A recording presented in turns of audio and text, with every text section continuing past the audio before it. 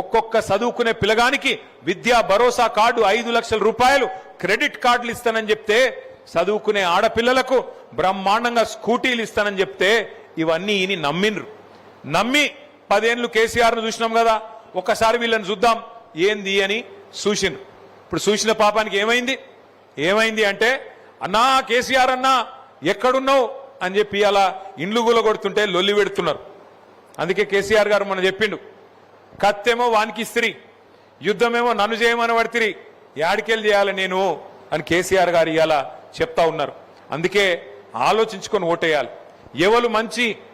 ఎవరు మనకు మంచి చేసే నాయకుడు, ఎవరు రాష్ట్రం తెచ్చిన నాయకుడు, ఎవరు రాష్ట్రం రాకుండా తెలంగాణ ఉద్యమకారుల మీద తుపాకీ పట్టుకొని పోయిన నాయకుడు, ఎవరు ఆనాడు తెలంగాణ కోసం సావు నోట్లో తలబెట్టి తెలంగాణ తెచ్చిన నాయకుడు, ఈ ఆలోచనలన్నీ మనకుంటే మనం కరెక్ట్ గా ఆలోచిస్తేనే మనకు న్యాయం జరుగుతుంది తప్ప లేకపోతే మాత్రం న్యాయం జరగదు.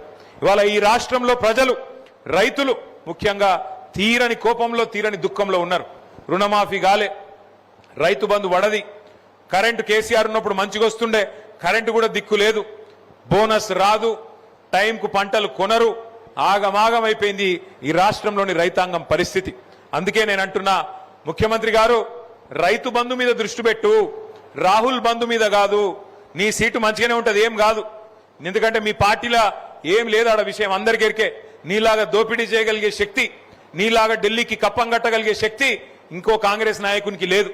సంవత్సరానికి 1000 కోట్లు ఇచ్చే శక్తి నీకు మాత్రమే ఉంది. ఆ దోపిడీ చేసే ఆట్టు నీకు మాత్రమే ఉంది. కాబట్టి నీ కుర్చీకొచ్చిన గండమేం లేదు. ఇప్పటికైనా నువ్వు మున్సిపల్ ఎన్నికల్లో మాటిచ్చినావు. మున్సిపల్ ఎన్నికల ప్రచారంలో ముఖ్యమంత్రి చెప్పిండు, మున్సిపల్ ఎలక్షన్ అయిపోగానే తెల్లారో మర్నాడో 9,000 కోట్ల రైతు బంధు వేస్తా అని చెప్పిండు. ఎప్పుడు? ఫిబ్రవరి 10వ తారీఖో ఫిబ్రవరి 9వ తారీఖో చెప్పిండు. ఇప్పుడు ఎలక్షన్ అయిపోయి నెల అయినా కూడా ఇప్పటి వరకు ఆ 9,000 కోట్ల రైతు బంధు పత్తా లేదు.